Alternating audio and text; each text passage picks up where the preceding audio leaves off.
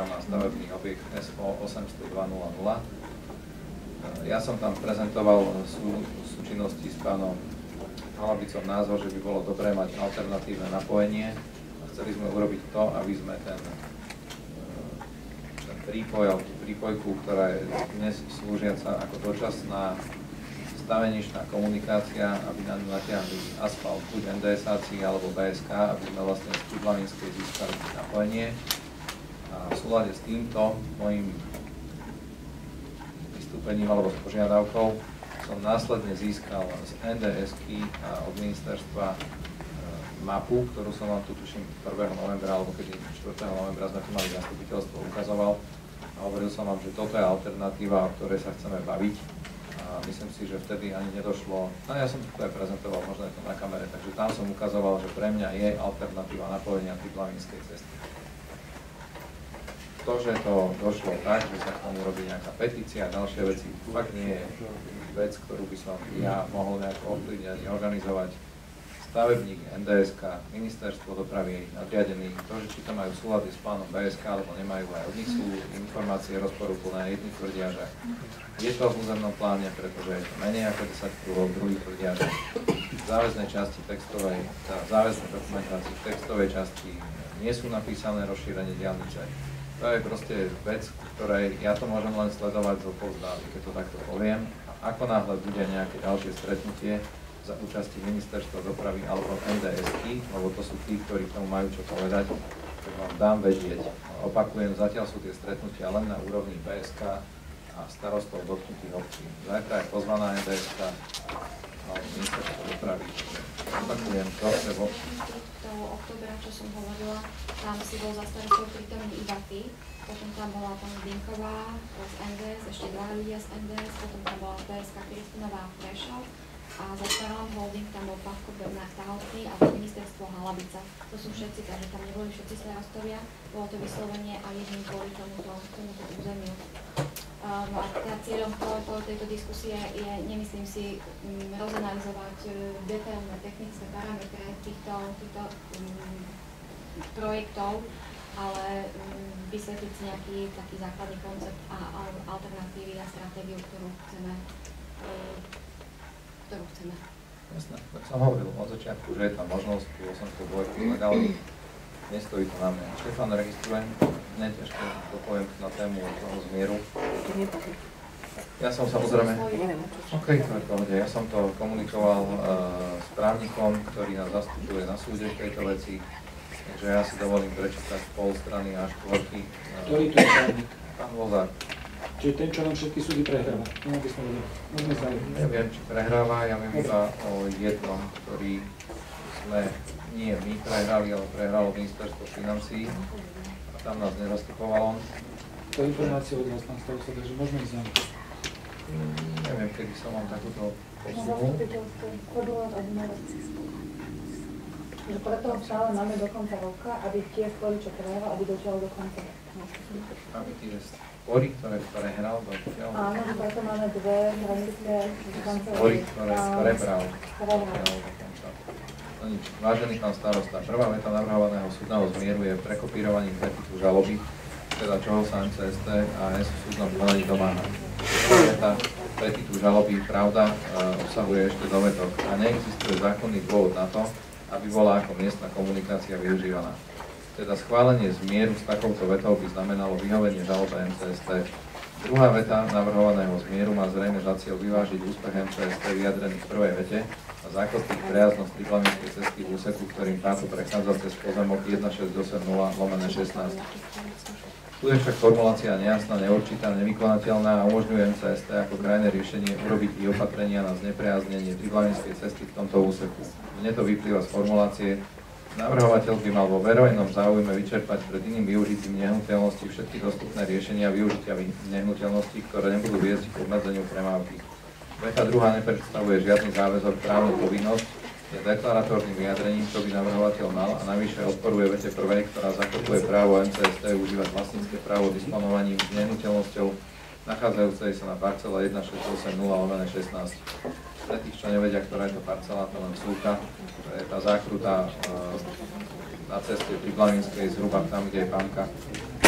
Tejto formulácii, tak ako na začiatku sporu, ani dnes nerozumiem, pretože vlastnícke právo k veci zahŕňa v sebe i právo užívať vec a disponovať ňou a nehnuteľnosť nachádzajúca sa na parcele môže byť len cestné teleso Triglavinskej cesty, ku ktorému MCST nemá vlastnícke ani užívacie práva, ani týmto cestným telesom nemá právo disponovať. Pojatia prvej vety navrhovaného zmieru do schváleného súdom by znamenalo priznať MCST práva k cestnému telesu, ktorému podľa môjho názoru ako vlastníkovi pozemku pod cestným telesom neprináležia. Pozdravom, Jozef Martin Lozár. V tomto istom duchu sme odpovedali aj my. V tomto istom duchu rozhodol aj prvostupňový súd.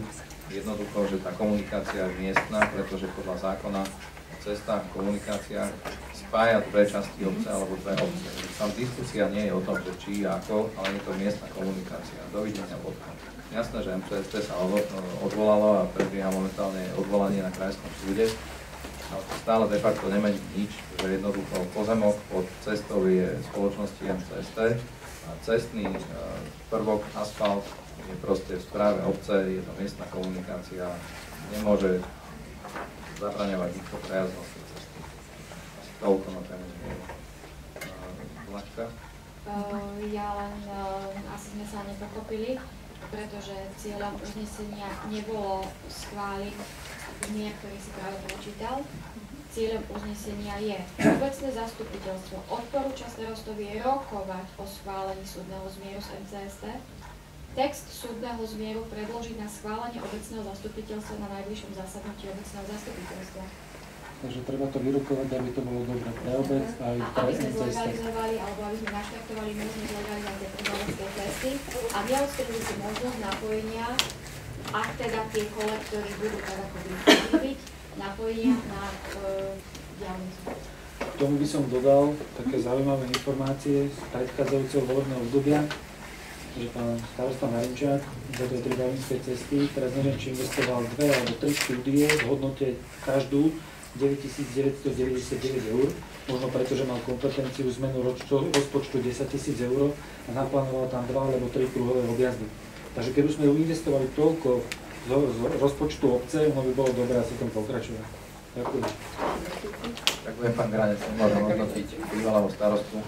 Ja hodnotím. Myslím si, že bol tiež za občianske združenie Černá voda.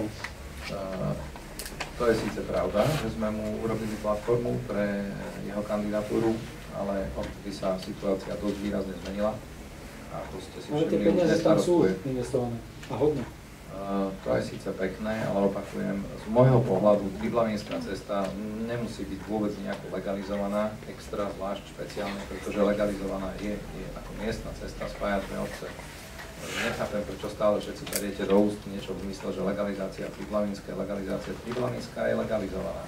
To, že či ju zoberie BSK pod svoju správu ako cestu 3. triedy, to by bolo aj moje zbožné želanie, lebo tým pádom by sme sa nemuseli starať o my a úsek zhruba 2 km by sme nemuseli ani odhrňať, ani opravovať výkupy, lenže to BSK nechce.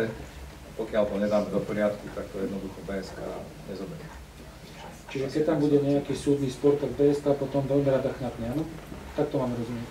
Alebo súdny, že keď na tej ceste, alebo kvôli tej ceste bude nejaký súdny spor, je jedno medzi kým, tak BSK to veľmi rada preberie, začne sa o ňu starať. Alebo počká, dokým sa ten súdny spor vyrieši. Ale tie veci sa nebijú. No ja si myslím, že áno. Ja na mieste nejakého štátneho orgánu počkám, dokým rozhodnú súdy, a to môže byť 10, 20, x rokov, namiesto toho, aby ste našli nejaké riešenie, ktoré vás zase vyzývame, my poslanci.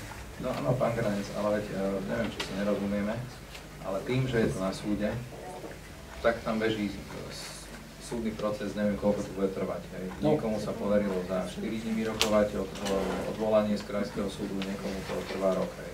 Dobre, toto si žije vlastným životom. Fyzicky tá cesta existuje a z môjho pohľadu aj z pohľadu zákonov má štatút miestnej komunikácie. Iný štatút nedostane tá cesta, pokiaľ nebude technicky opravená tak, aby to ľudia z BSK posúdili a prevzali ju do svojej správy.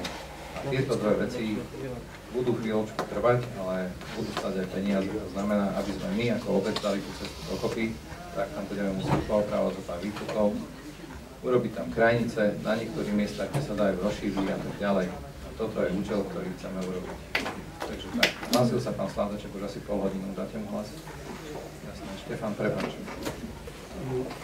ako prvú vec chcem povedať, že predmet sporu nie je to, že či tá cesta bude alebo nebude legalizovaná. Predmetom sporu je určovacia žaloba. To znamená, že kto je vlastníkom pozemku 1680/16, respektíve na čo sa ten pozemok môže využívať. Dovolím si všetkým vysvetliť, že tá parcela nie je iba to, čo je pod Triglavinskou cestou, ale to je parcela naozaj ako dvor a je až po vchod do areálu bývalej hydinárne, čiže tá parcela je taká členitá, také T-čko alebo E-čko. A v rámci procesu legalizácie z tejto parcely a z toho dvora mala byť vyňatá tá časť, ktorá je súčasťou alebo prepojením dvoch účelových komunikácií. To stanovisko máte niekoľkokrát písomne aj od Ivánky pri Dunaji, že Triglavinská cesta sa delí na dve alebo na tri časti. Prvou je účelová komunikácia od Starej Seneckej po jednu hranicu tej parcely 1680/16, potom je úsek, ktorý je v našom vlastníctve a nie je definovaný ako cesta, a potom je účelová komunikácia od druhej hranice po obec alebo časť Čierna Voda.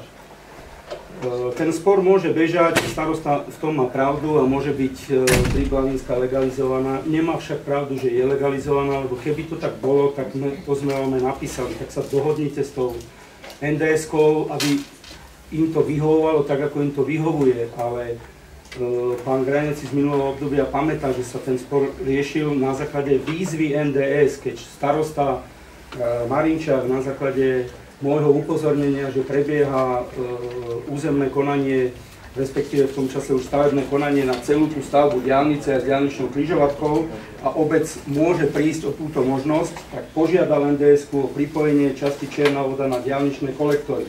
Odpoveď písomná bola: pripojíme Triglavinskú cestu na diaľničné kolektory, keď bude zaradená aspoň do siete miestnych komunikácií.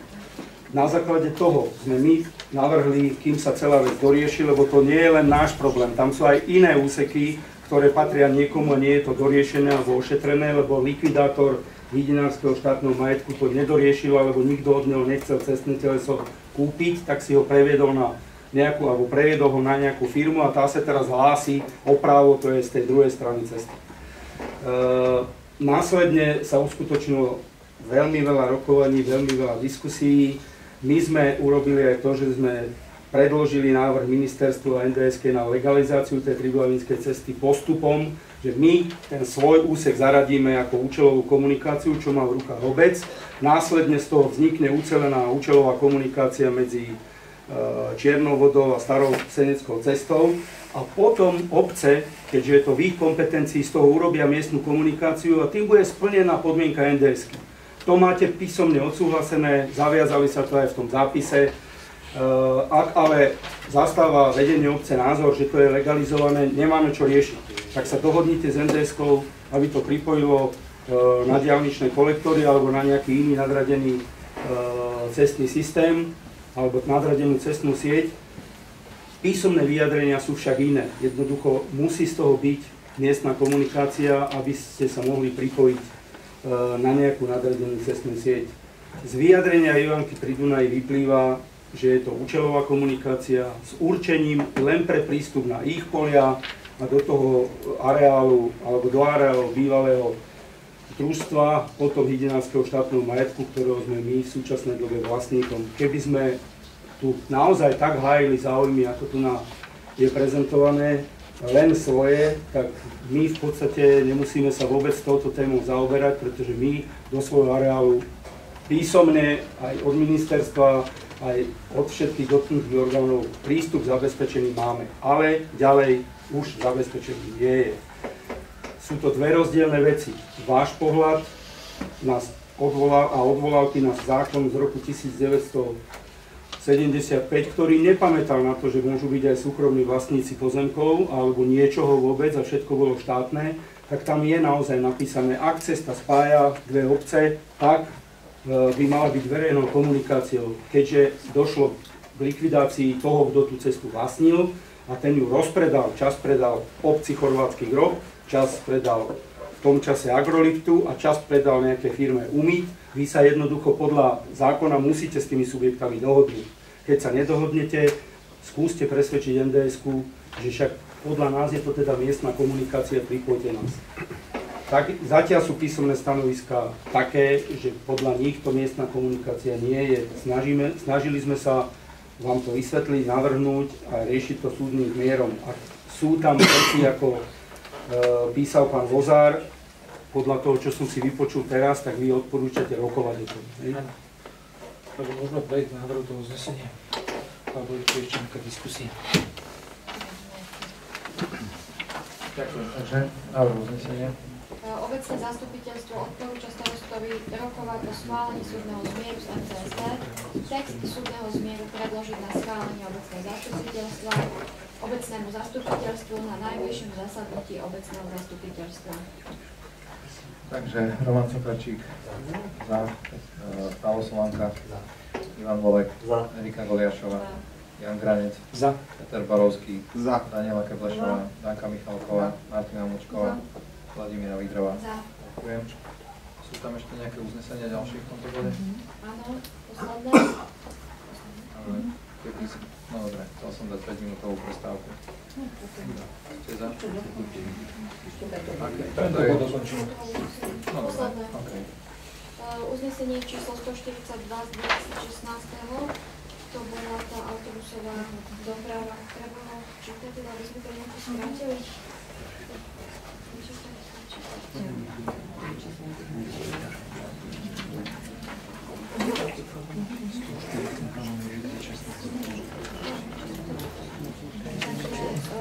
Obecné zastupiteľstvo žiada starostu obca o zabezpečenie vyčíslenia rozdielu do ceny dopravy, dopravnej obsluhy linky 525, predložené stanoviskom dopravného podniku Bratislava, respektíve kompetentným orgánom v prípade realizovania a rozšírenia dopravnej obsluhy aj medzi zastávkami Konečná, zastávka na Čiernej vode, lokalita Triangel a Chorvátsky grob na meste Josipa Andriča.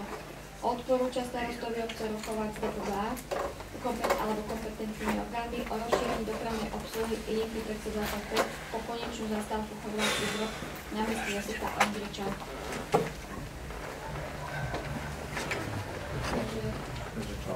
Diskusia? Otázka moja je, pán komisár, je naplnenie tohoto uznesenia, hlavne čo sa týka vyčíslenia Nákladov medzi Trianglom a obecným úradom. Ja som vtedy hovoril aj minule, keď sme sa o tom bavili na tom stretnutí dole, čo nebolo zastupiteľstvo, že obecný dopravný podnik zmenil cenotvorbu a namiesto 49 centov chce účtovať euro 85 za kilometr dopravný a zatiaľ mi neposlali žiadnu odpoveď na moju výzvu, takže nemám zatiaľ vyčíslenie. Menili sa tam ľudia, je to s nimi ako... Mohli by sme dostať tú výzvu, ktorá bola zaslaná? Samozrejme, myslím, že sme ju aj posielali. No a mohli by sme vedieť, koľko stalo vybudovanie zastávok na Triangli, ktoré sú teraz už vybudované? Neviem, koľko stáli, robia to naši ľudia v rámci ich prevádzky. Spravil niekto z obecného úradu alebo ty konkrétne nejakú finančnú analýzu kilometrovného, niečo obdobné ako vypracoval pán Selek? Ešte raz. Jožo Selek posielal všetkým poslancom, obyvateľom zverejnil na Facebooku, asi tak e-mailov, finančnú analýzu nákladovosti kilometra, čo sa týka dopravy. Takže či sa niekto z obecného úradu niečím takýmto zaoberal a vyčíslil si alebo vyrátal si, koľko nás vlastne reálne stojí 1 kilometr dopravnej obsluhy. No, to nie je úloha obce, to je úloha dopravného podniku. A nemyslíš, že úlohou obce je nejaká ekonomia a kontrola ekonomických nákladov, ktoré obec vynakladá? Čiže čokoľvek si oni vymyslia, my schválime. Nie, my neschválime, starosta podpíše, to sú dva rozdielne. Takto. Ceny určuje dopravný podnik. My sme len úlohy štatistov, ktorí môžu prihliadať na to, aké majú oni ceny a buď sa nám tá cena páči, alebo nepáči. To je celé. Pozor, ale iné obce majú iné ceny. Inak sa spýtam, vieš, čo na stojí kilometr dopravy? Viem si to zrátať. Potom bolo to rokovanie začiatkom februára na dopravnom podniku, kedy ma začali kontroly presviečať, že euro 85 je oprávnený výdaj. Tak ja som na to išiel úplne od spodu. 23 centov na kilometr stojí nafta, pretože pri cene euro za liter na 23 litrovej spotrebe to vychádza na 23 centov. Ďalších zhruba 20 centov bola položka výplaty, čo mi bolo povedané. Ďalších 10 centov boli náklady na opravu, ktoré sme odhadli, že by mohli byť. Potom tam boli odpisy vozidla. Takže ja som prišiel k číslu, ktoré mi oni potvrdili, že nie je to reálny údaj, zhruba niekde okolo 65 až 80 centov, lebo hodnota ich marže a zisku a výplaty to je proste jedna veľká neznáma pre nikoho. A to navýšenie o euro, ktoré oni tam chcú účtovať, mi bolo povedané, že na základe nejakej novej zmluvy medzi mestom a dopravným podnikom. Platí to od roku 2014, nevedia, prečo sme to nemali zahrnuté už aj v roku 2015, ale všetky nové taxi, ktoré budú, tak budú rátať takýmto istým štýlom a obec Marianka je na tom rovnako ako my, lebo tam tiež prevádzkuje autobus dopravný podnik a tam vychádza cena 1,87, takže na tému nejakej takej kontroly, aby sme im neplatili všetko, čo nám dajú, je fakt, že mne to vyšlo o euro menej, ako čo majú oni. A to je predmetom diskusie, pretože medzi riadkami neoficiálne dotyčný povedal, že áno, súhlasí s môjim výpočtom, ale on je na to lári. Takže asi uznesenie, to nie je ako náhodný odpoveď. Takže koľko ste hovorili, že v Marianke, že kilometr? Euro 87 ponovom. Ale len naša obec a Marianka má obsluhovanú regionálnu linku dopravným podnikom. Predtým sme mali všetci rovnaké ceny, 49 centov. Na základe zverejnených zmluv a dodatkov dopravným podnikom na stránke Marianky, keď po prerátame kilometre a cenu, koľko platia za dopravu, že vychádza 0,63 centov za kilometr. DPH. No, aby sme 0,49 plus DPH, to je Nie. My sme 0,49? No, 49. 31.12. Plus DPH.